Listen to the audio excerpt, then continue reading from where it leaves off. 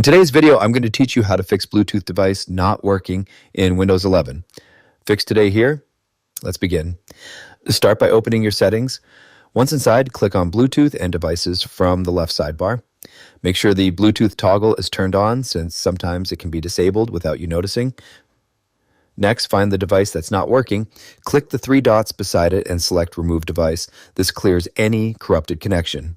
After that, click Add Device, choose Bluetooth, and try pairing your device again. Make sure your Bluetooth device is in pairing mode so your PC can detect it.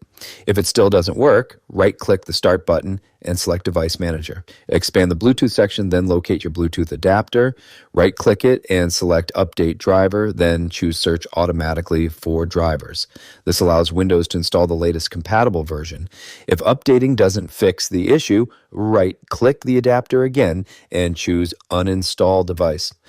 Don't worry, Windows will automatically reinstall a working driver after a restart.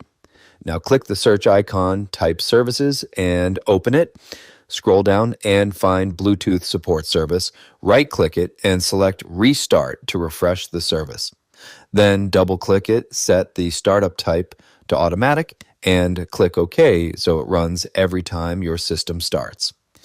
Next, click the search icon again, type Troubleshoot Settings, and open it. Go to Other Troubleshooters, then find Bluetooth and click Run. Follow the on-screen instructions as Windows scans and fixes common issues automatically. After completing all these steps, click the Start button, select Power, and choose Restart. This ensures all changes take effect and reloads your system properly.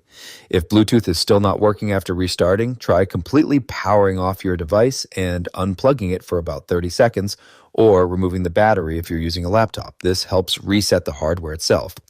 Once your system turns back on, your Bluetooth should now be working properly, allowing you to reconnect your devices without any issues. And that's it for this tutorial. If you have any questions or suggestions, feel free to leave a comment down below. If you'd like to see more videos like this, the subscribe button is free and helps support the channel so I can keep making helpful tutorials for you. I'll see you in the next video.